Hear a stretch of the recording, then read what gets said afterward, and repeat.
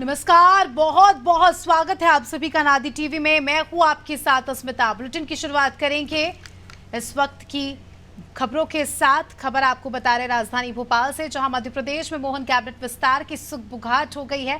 मोहन सरकार में इस समय 28 मंत्री है। कयास लगाया जा रहा है कि लोकसभा चुनाव के बाद मंत्रियों की संख्या बढ़ाई जा सकती है। दरअसल कैबिनेट विस्तार के जरिए कांग्रेस से बीजेपी में शामिल हुए नेताओं को एडजस्ट किया जा सकता है, तो वहीं कुछ मंत्रियों की छुट्टी भी हो सकती है।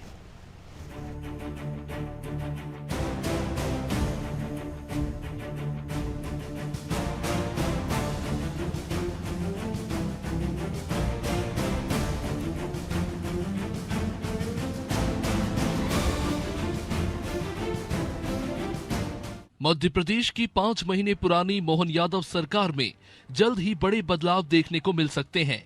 मौजूदा मंत्रिमंडल में कुछ नए नामों को शामिल करने की तैयारी चल रही है। उन लोगों को वरीयता दिए जाने के आसार हैं जो कांग्रेस का दामन छोड़कर भाजपा को मजबूत करने आए थे।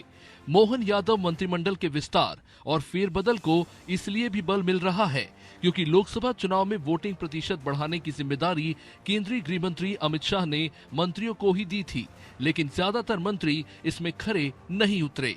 ऐसे में मंत्रियों की कैबिनेट से छुट्टी हो सकती है। हालांकि बीजेपी इसे सामान्य प्रक्रिया बता रही है। देखिए, अभी तो 4 जून का इंतजार हो रहा है। 4 जून को मध्य प्रदेश की 29 सीट पर लोकसभा में हम विजयी का वर्ण करने वाले हैं। उसके बाद में फिर ये सारी बातें आप जो कह रही है, हो सकता है ये काल्पनिक सवाल है, अभी ऐसी कोई चर्चाएं नहीं है। पर निश्चित तौर पर ये मुख्यमंत्री जी का विशेष अधिकार होता है अपने मंत्रिमंडल के बारे में विचार करने का। तो आवश्यकता होगी तो मुख्यमंत्री जी वो भी करेंगे।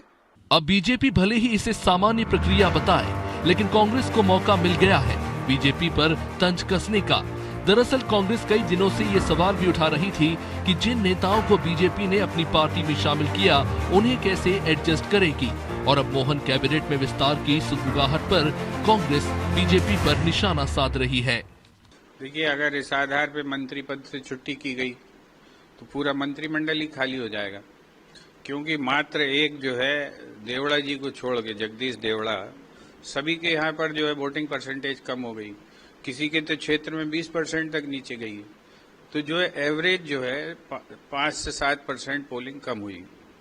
दूसरा इसमें जो दुखद दृश्य है कि महिलाओं की पोलिंग बहुत तेजी से नीचे गिरी।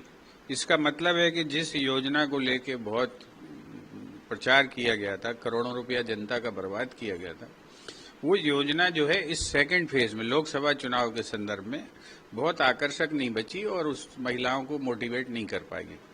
तो भारतीय जनता पार्टी को इस आधार पर विचार करना चाहिए। चूंकि जो है भारतीय जनता पार्टी के अंदर अमित शाह जी एक बहुत सम्मानीय नेता हैं, उनका जो है इकबाल चलता है, तो उन्होंने जो निर्देश दिए हैं उसके पालन में निश्चित रूप से ऐसे लोगों को मंत्रिमंडल से हटाया जाना चाहिए। दिसंबर 2023 में वजूद में आई प्रदेश की मोहन सरकार में इस समय कुल 28 मंत्री हैं। इनमें 18 कैबिनेट, 6 स्वतंत्र प्रभार और 4 राज्य मंत्री हैं। मंत्रिमंडल के आकार के लिहाज से फिलहाल इसमें कुछ और मंत्रियों को शामिल किए जाने की गुंजाइश है। हालांकि मंत्रिमंडल का विस्तार और फेरबदल काफी कुछ लोकसभा चुनाव के परिणामों पर निर्भर करेगा। भोपाल से अनादि टीवी के लिए दुर्गेश गुलशन यादव की रिपोर्ट।